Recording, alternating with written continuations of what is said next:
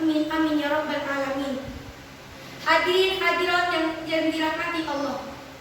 Pada kesempatan kali ini saya akan menyampaikan sebuah pidato yang berjudul Tantangan dan Peran Generasi NU dalam Melestarikan Islam Aswaja di Bumi Nusantara. Ma'asyiral muslimin rahimakumullah. Islam Aswaja di Indonesia adalah Nahdlatul Ulama. Warga Nahdliyin menjadi warga mayoritas dan mendominasi di bumi Nusantara ini. Zaman dahulu, warga NU terkenal dengan kesopanan dan keteguhan dalam melestarikan dan menerapkan aswaja. Akan tetapi, pada zaman sekarang, NU dihadapkan pada krisis moral dan ideologi pemudanya.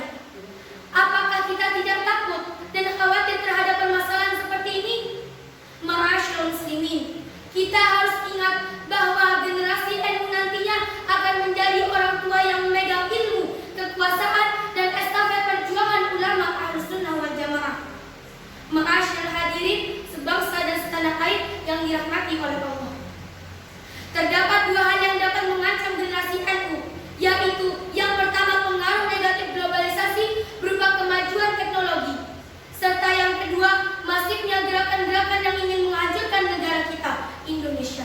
Masya Allah. Hal pertama adalah pengaruh negatif dari globalisasi dan majunya teknologi, yang mana arus informasi berupa teknologi, cetak, dan internet seolah diposisikan sebagai guru yang harus digugu dan ditiru.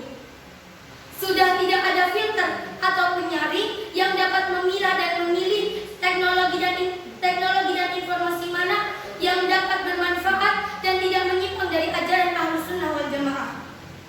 Hal yang kedua adalah masifnya gerakan-gerakan yang ingin merongrong NKRI. Mereka adalah kelompok-kelompok yang kebanyakan mengklaim kebenaran sebagai milik mereka sendiri dan harus diperjuangkan dan diterima oleh orang lain. Bila perlu, mereka akan melakukan paksaan bahkan teror agar ide dan gagasan mereka dilakukan oleh orang lain. Sehingga mereka sekehendak hatinya tidak toleran dengan budaya Nusantara dan mengusung adanya formalisasi syariat dan terbentuknya pemerintahan Islam atau khilafah Islamiyah. Hadirin hadirat yang dirahmati Allah. Allah Subhanahu wa taala berfirman dalam Al-Qur'an surah Al-Baqarah ayat 143. A'udzu billahi minasy syaithanir rajim. Wa kadzalika ja'alnakum ummatan wasatan litakunu syuhada'a 'alan nasi wa yakuna ar-rasulu 'alaikum syahida. Al-ayah. Dari ayat di atas, Kiai Haji Said Akil Siraj mengatakan bahwa Allah mengutus Nabi Muhammad untuk membentuk suatu organisasi, yaitu ummatan wasaton, yaitu umat yang berperan, umat yang berkualitas, umat terbaik, adil dan moderat di antara umat-umat lainnya, baik dalam hal akidah, ibadah maupun muamalah, dan yang terpenting adalah berperan di tengah-tengah masyarakat. Sikap lentur NU adalah sebagai titik pertemuan pemahaman akidah, fikih, dan tasawuf versi Ahlussunnah wal Jamaah telah berhasil memproduksi pemikiran keagamaan yang fleksibel, mapan, dan mudah diamalkan oleh para pengikutnya.